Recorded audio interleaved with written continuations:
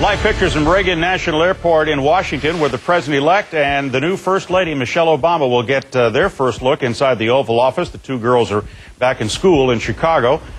He and President Bush, of course, will meet privately. They're going to take a tour of the living quarters on the second floor and stop by the Oval Office, a meeting that should take about an hour. It will probably take a little longer. Kathleen Koch is in Washington. Kathleen, how much do we know about what they'll discuss, if anything at all?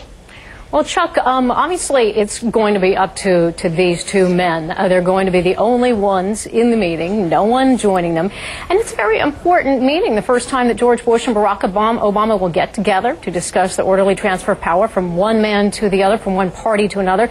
And it promises to be more than just a social call. I hope you will join Laura and me in congratulating President-elect Obama. A magnanimous President Bush is ready to welcome his successor. President-elect Barack Obama is optimistic that spirit will carry over to their first meeting in the Oval Office. I'm not going to anticipate problems.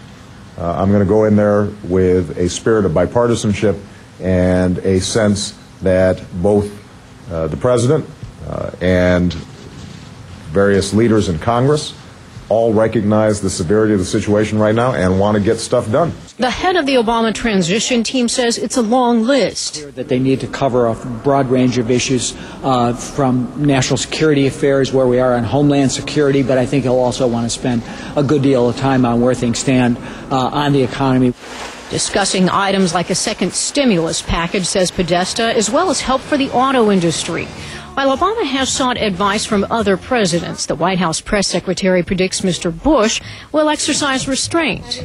I don't think that President Bush will be presumptuous in trying to talk to Barack Obama about how he makes decisions or how Barack Obama should make decisions. I think that the President probably will share how he's made decisions and some of the things that he feels are important.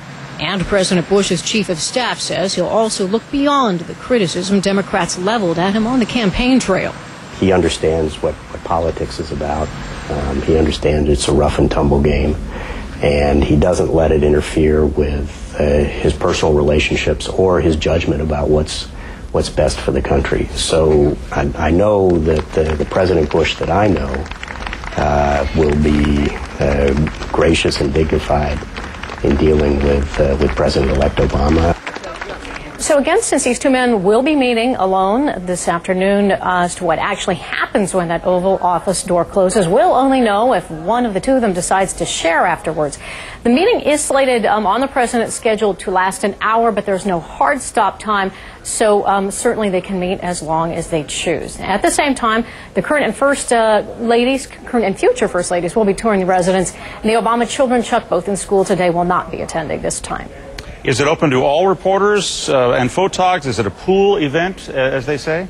Well, the things that are pool will be obviously the arrival at the South Portico. That we'll be carrying that live on CNN. The men will be walking down the colonnade in the Rose Garden as they go to the Oval Office.